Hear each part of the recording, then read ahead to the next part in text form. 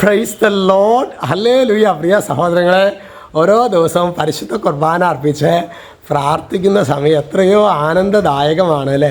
കഴിഞ്ഞ ദിവസം ഒരാൾ പറയായിരുന്നു, ഒരു സഹോദരി പറയായിരുന്നേ, അച്ഛാ ദിവികാരനെയൊക്കെ സ്വീകരിച്ച് കുർബാന കഴിഞ്ഞ ആൾക്കാർ ഒരു ഒറ്റയ്ക്ക് ദേവാലയത്തിലിരുന്ന് പ്രാർത്ഥിക്കുമ്പോൾ എന്തെന്നില്ലാത്ത ഒരു ആനന്ദം ഞാൻ അനുഭവിക്കാറുണ്ട്.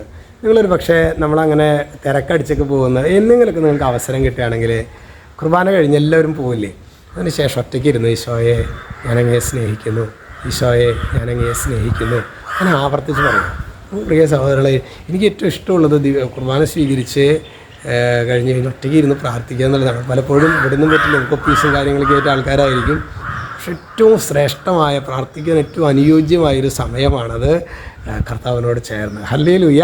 ഇന്ന് നമ്മൾ ധ്യാനിക്കുന്നത് 1 ദിനവൃത്താന്തം 5:20 വചനം പറയാണ്, ദൈവത്തിൽ വിശ്വാസം അർപ്പിക്കുകയും അവിടുത്തെ വിളിച്ചപേക്ഷിക്കുകയും ചെയ്തപ്പോൾ അവിടുന്ന് അവരുടെ പ്രാർത്ഥന കേട്ടു. 2 കാര്യങ്ങളാണ്. 1, ദൈവത്തിൽ വിശ്വാസം അർപ്പിക്കണം. 2, കർത്താവിനെ വിളിച്ചപേക്ഷിക്കണം. ഇത് രണ്ടും പ്രിയ സഹോദരങ്ങൾ ഒരേ രീതിയിൽ പോകേണ്ട ഒരു യാഥാർത്ഥ്യമാണ്.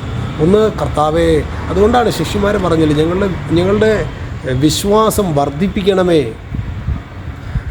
നമുക്കൊക്കെ നമ്മുടെ എന്ത് വിശ്വാസ സഹോദരങ്ങൾ നമുക്കുള്ളത്. നമ്മൾ യാന്ത്രികമായിട്ട് ഒരു ഞായറാഴ്ച കുർബാന കണ്ട് ജീവിക്കുന്നവരല്ലേ. നമുക്ക് അതിപുരാതന കത്തോലിക്കരാന്ന് പറയാനായിട്ട് എന്ത് യോഗ്യതയാണുള്ളത്. നമുക്ക് ശരിക്ക് ഞങ്ങളുടെ വിശ്വാസത്തെ വർദ്ധിപ്പിക്കണമേ കർത്താവേ എന്ന് ഹൃദയം കൊണ്ട് നമുക്ക് പ്രാർത്ഥിക്കാം. അതുപോലെ തന്നെ രണ്ടാമത്തേതാണ് അവിടുത്തെ വിളിച്ചപേക്ഷിക്കുക. അതിൻ്റെ ഒരു ഭാഗമാണ് നമ്മുടെ കുടുംബ പ്രാർത്ഥനയിൽ ഉറക്ക അതരം തുറന്ന് പ്രാർത്ഥിക്കുക എന്നുള്ളതാണ്. നമ്മുടെ ബലിയർപ്പണങ്ങളിൽ ഉറക്ക പ്രാർത്ഥിക്കുക. ഞാൻ ചിലപ്പോഴൊക്കെ സങ്കടം തോന്നാറുണ്ട്. ദൈവജനം ശരിക്കും യാന്ത്രികമായിട്ട് ചിലപ്പോഴൊക്കെ ഇങ്ങനെ പിടിച്ചും വാ തുറക്കില്ല. അതുകൊണ്ട് സഹോദരൻ, ഇത് രണ്ടും ഒരുമിച്ച് പോകണം.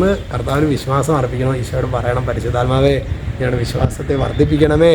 അതുപോലെ തന്നെ രണ്ടാമത്തേതാണ് നമ്മുടെ പ്രാർത്ഥനകളും ഗീതങ്ങളും, കുർബാനയിലായിക്കോട്ടെ, കുടുംബ പ്രാർത്ഥനയിലെ വചനം. എനിക്കറിയാം സഹോദരങ്ങളെ, ഞങ്ങൾ ചിറക്കോടായിരുന്ന സമയത്ത് അവിടെ ഒരു ആഷ്ന, അവളുടെ പേര് ഞാൻ മറന്നു, അവളിപ്പോൾ +2 പഠിക്കുന്നതെന്നാണ് ഞാൻ മനസ്സിലാക്കണത്.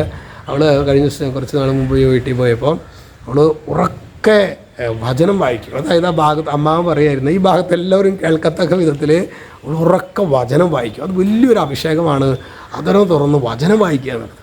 നിങ്ങൾ അങ്ങനെയുള്ള ചില സാധനങ്ങൾ നമ്മുടെ ഉള്ളിൽ കർത്താവ് തൊട്ടുണ്ടെങ്കിൽ പിന്നെ അടുത്ത ദിവസത്തേക്ക് മാറ്റി വയ്ക്കരുത്. ഇന്നു മുതൽ അത് ആരംഭിക്കണം. എന്താ വചനം എന്താ പറയുന്നത്?